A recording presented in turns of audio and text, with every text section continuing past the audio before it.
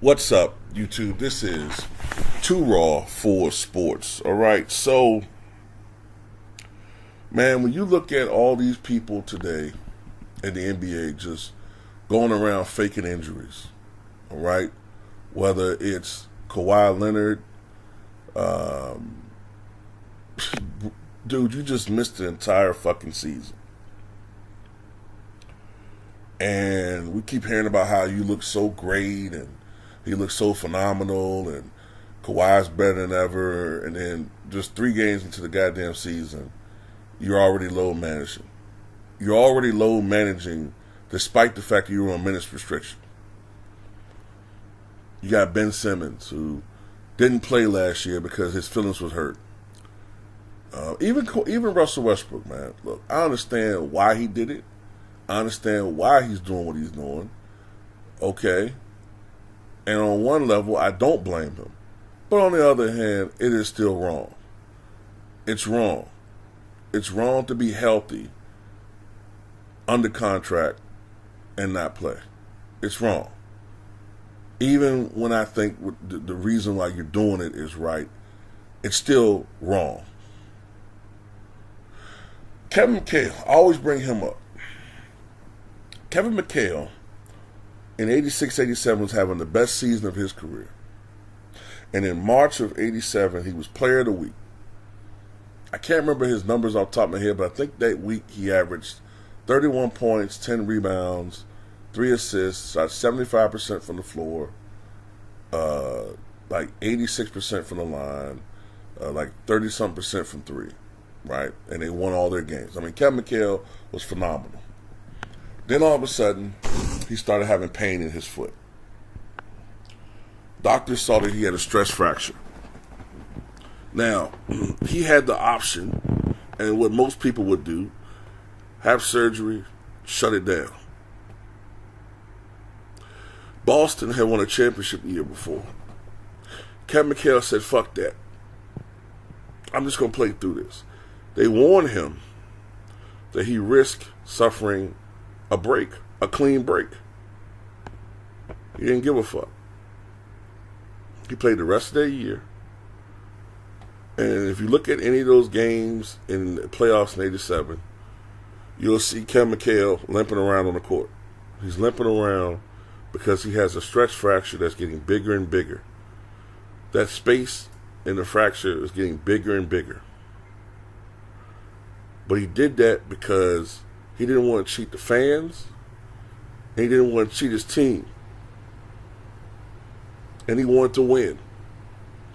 They got to the finals, but ultimately they fell short. Now, did he pay a price for that? Yeah, he did.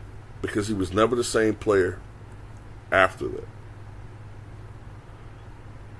So I understand, to a certain extent, when these players choose to have surgeries and, do things because they want to extend their careers. They're looking to have big contracts. But what some of these guys are doing today is a fucking disgrace. Okay? You at least have to try, man.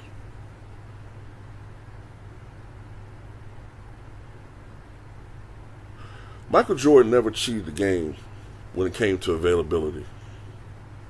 Even when he was with the Wizards, when he was 40 years old, he played in all 82 games. All 82 games. Most people, that first year he came back with the Wizards, would not even played. They wouldn't have even played the sport of basketball. That year the man had suffered crushed ribs. He had tendonitis in both knees.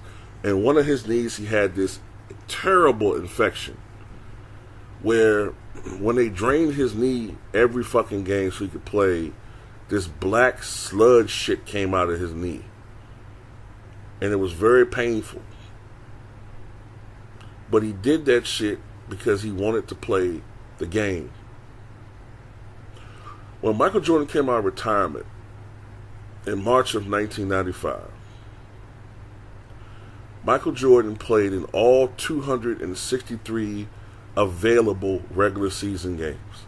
He played in all 17 remaining games in the 94-95 season, all 82 games in the 95-96 season, all 82 games in the 1996-97 season, and all 82 games in the 1997-98 season. Of course, we all know that he won a championship in all three of those last seasons, and the MVP in 96 and 98, and he probably should have won MVP in 1997.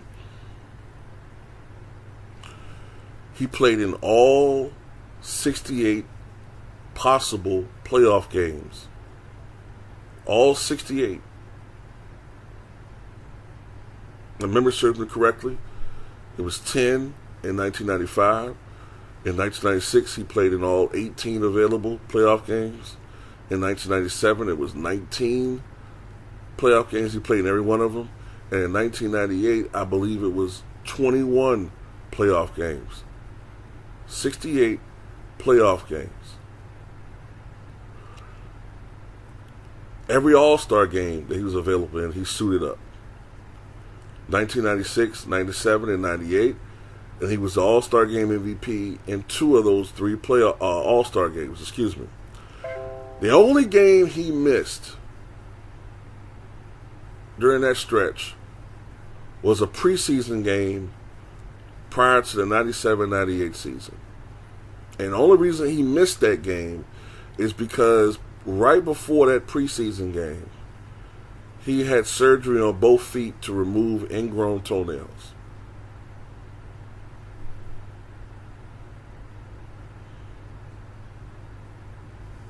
Think about that.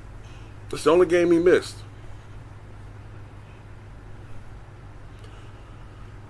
So in 24 possible preseason games, he only missed one.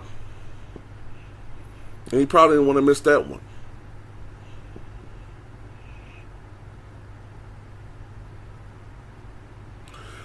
These are the players I grew up watching.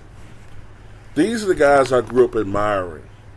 Larry Bird, oh my goodness, man. This guy had bone spurs in his heels. Extremely painful. Not the fake shit that your favorite president had when he didn't go to war in Vietnam. I'm talking about real shit. Had surgery. Fucking terrible back pain. Degenerative back issues to the point where he had to go to a chiropractor. You know those videos you see on YouTube where the sexy girls get their backs? No, I'm talking about a real chiropractor who would have to manipulate his spine to the point where it'll be stable for 6 hours so he can go out there and play basketball. If he got hit the wrong way, Larry Bird, he could have risked paralysis.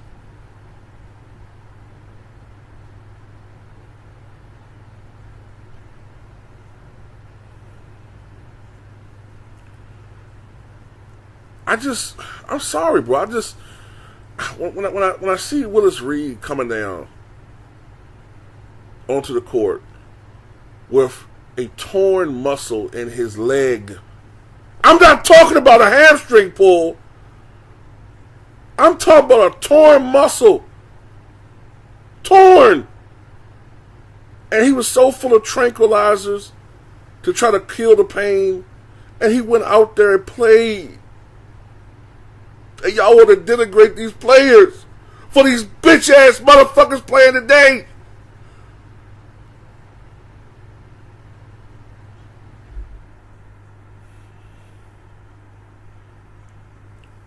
I can't do it. I can't. That's what a lot of people don't like me. They want me to replace all of my legends with these sorry-ass players today, and I won't do it.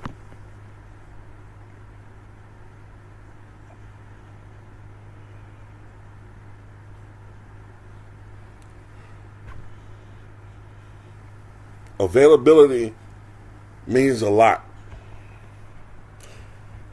Even LeBron, outside the bubble, for all the talk of his durability, hasn't been that available for the Lakers. He missed 27 games his first year there. His third year, he missed, 16 games. Last year, he missed Might have been more than that. Last year he missed 26 games. I mean, come on now.